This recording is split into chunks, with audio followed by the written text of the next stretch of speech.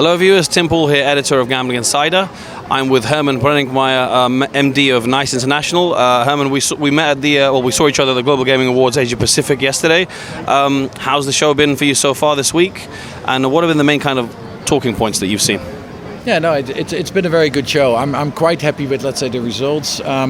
We are a company that represents a lot of other companies. What we're trying to do is basically understand if the companies have sellable products. If they have sellable products, then we can look if the companies are investable for us, because obviously not everybody has an open shareholder register or is interested in taking in investments. But then from there, we basically start looking at, okay, what are particular opportunities in order to invest in? So is there, for example, a piece of technology that we can build a company around it? A good example, for example, is what you see here on the floor. This is Asia. Asia moves very, very fast. You know, there's a lot of companies are online, etc. They do a lot of different things. There is now something that's called live slots, like we know live casinos, whereby basically people go on the internet, see a dealer, a table, and basically play a casino game live as such via the internet. Now you can do the same with a slot machine. You have a slot machine, and the slot machine is tied into a system, and basically you are actually playing the slot machine from your mobile. And the same, let's say, mat table, the slot machine as you would experience it in a casino is what you experience on the internet. And what's so unique about it is the fact that you can feel the game as you feel in a casino. One of the reasons why I believe that slot games are really, slot games via live slot machines are really going to take off. I believe that people understand the difference between a slot machine, playing a slot machine, and playing a game on the internet. I think as people mature from playing a game on the internet, which is in generally a simpler game, faster game, people don't play for as long or as much, will now start to demand more, better games, which is very difficult to do that on the internet if you don't have a specific mat table, and that mat table is to be recreated basically by playing a slot machine by the internet. So, and that's a venture that we're building, and we're going to be looking at building that out in multiple countries. But it's really an interesting proposition that you see here now in Asia, in Manila, with several companies doing that and having been licensed to do so. Mm-hmm. Tell us more about the live slots market, because from a panel you moderated yesterday, it was mentioned that in the Philippines particularly it's very strong.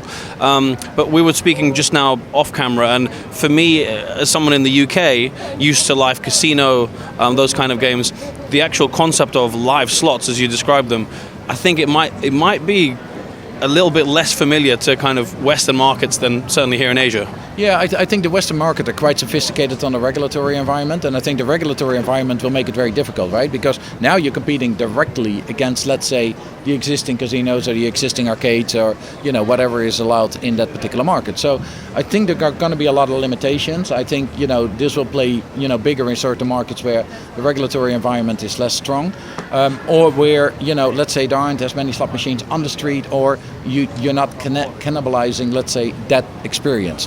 So I still think it's going to happen. I still think it's going to be there. And I think the way it should start to work is that the standard casino operators that have invested so heavily in those markets, in heavily regulated market, should get part of the take of the income, let's say, of the slot machines via the internet. I think we haven't been creative enough in the world on iGaming in order to prevent the cannibalization. And I think that the worlds need to come together between offline and online, and we're not doing a good job.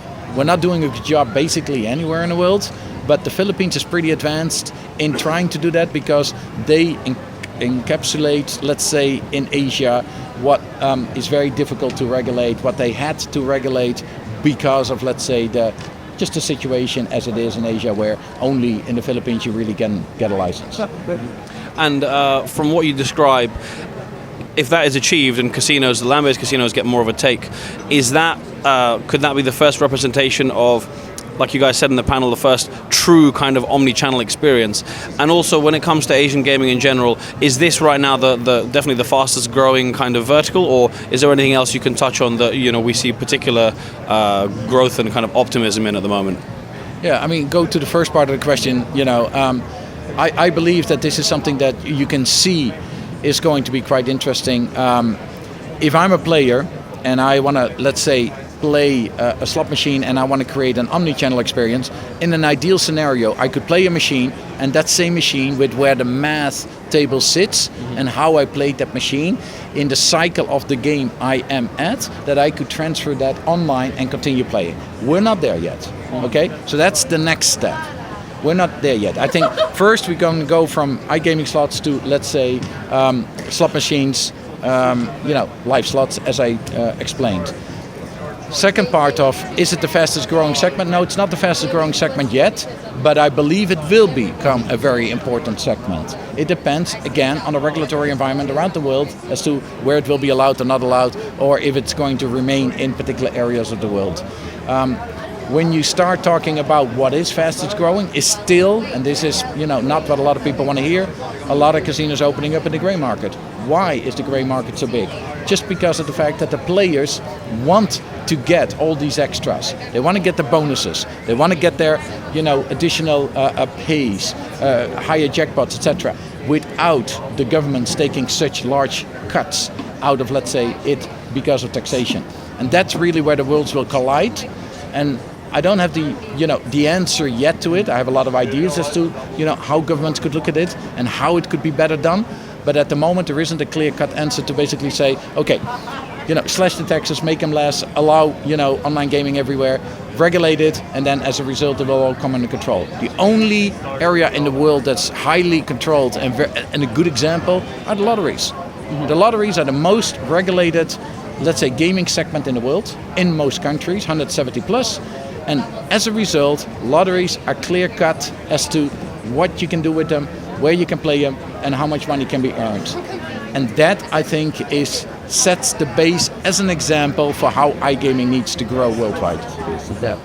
Well, Harmen, fascinating insight. Thank you very much for your time, and I'm sure we'll catch up again soon. Appreciate it. Thank you very much for the opportunity. Thank you.